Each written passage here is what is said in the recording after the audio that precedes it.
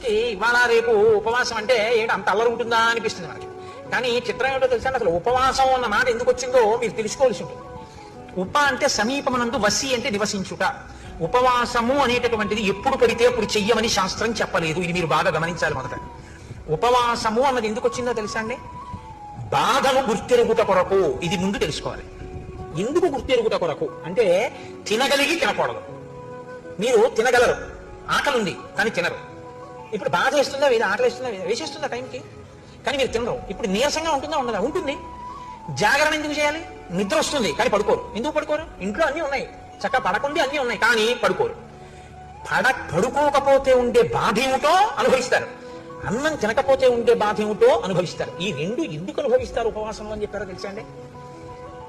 శరీరంలోంచి జీవుడు నిష్క్రమిస్తాడు, ఏదో ఒకనాడు వెళ్ళిపోవాలి తప్ప ఇందులోంచి వెళ్ళిపోతాడు. వెళ్ళిపోయినప్పుడు బాధతో వెళతాడు తప్ప సంతోషంతో వెళ్ళడు. వెళ్ళిపోయేటప్పుడు చాలా సుఖంగా ఉంటుందని మీరు అనుకోవద్దు, చాలా బాధగానే ఉంటుంది. వినిర్ముక్తం అయ్యేటప్పుడు ఒక్కొక్కసారి 1,00,000 తేళ్లు పుట్టిన బాధ ఉంటుందని చెప్పారు. ఆ వినిర్ముక్తమైనప్పుడు బాధలో ఈశ్వరుడు ఎలా గుర్తొస్తాడు మీకు? ప్రయత్నపూర్వకంగా బాధలో ఈశ్వర స్మరణ మీరు అలవాటు చేసుకోవాలి.